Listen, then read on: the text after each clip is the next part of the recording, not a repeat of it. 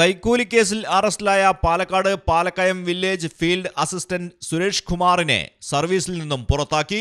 Location certificate നൽകുന്നതിന് അപേക്ഷകനിൽ നിന്ന് കൈക്കൂലി വാങ്ങുമ്പോഴാണ് 2023 മെയ് 23 സുരേഷ് കുമാർ അറസ്റ്റിലായത്.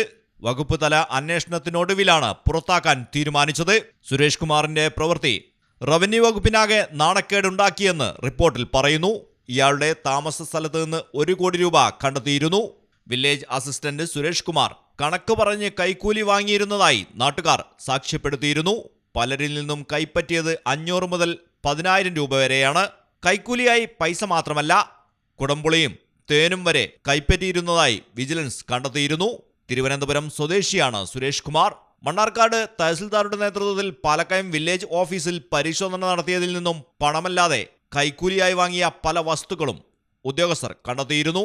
മണ്ണാർക്കാട് ലോഡ്ജ് മുറിയിൽ പണത്തിന് പുറമെ കണ്ടെത്തിയത് കവർ പൊട്ടിക്കാത്ത 10 പുതിയ ഷർട്ടുകൾ, മുണ്ടുകൾ, കുടംപുളി ചാക്കിലാക്കിയത്, 10 ലിറ്റർ തേൻ, പടക്കങ്ങൾ, കെട്ടുകണക്കിന് പേന എന്നിവയായിരുന്നു.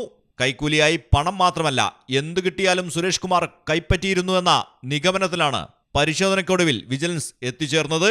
കയ്യിൽ കോടികൾ ഉള്ളപ്പോഴും സുരേഷ് കുമാർ താമസിച്ചിരുന്നത് 2,500 രൂപ മാസവാടകയുള്ള റൂമിലായിരുന്നു. സ്വന്തമായി കാറോ ഇരുചക്ര വാഹനമോ ഇല്ല. ഉച്ചയ്ക്ക് ഓഫീസിന് സമീപത്തെ ചെറിയ കടയിൽ നിന്നും സ്ഥിരമായി കഴിച്ചിരുന്നതും കഞ്ഞിയാണ്. പണം സ്വരുക്കൂട്ടിയത് സ്വന്തമായി വീട് വെക്കാനാണെന്നാണ് പ്രതി ഉദ്യോഗസ്ഥർക്ക് നൽകിയ മൊഴി. അവിവാഹിതനായതിനാൽ ശമ്പളം അധികം ചെലവഴിക്കേണ്ടി വരാറില്ലെന്നും മൊഴിയിലുണ്ടായിരുന്നു. സുരേഷ് കുമാറിന്റെ മുറിയിൽ നിന്നും കണ്ടെത്തിയ നാണയത്തുട്ടുകൾ എണ്ണി തിട്ടപ്പെടുത്തിയപ്പോൾ 9,000 രൂപയുടെ നാണയങ്ങളാണ് ഉണ്ടായിരുന്നത്. Malayalam television, Palakkad.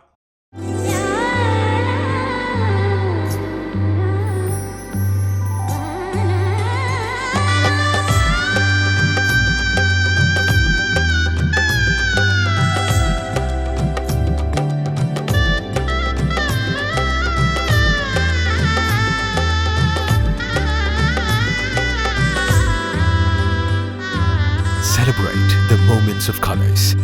KMT Silks, Perindalmanda, Kottakkal.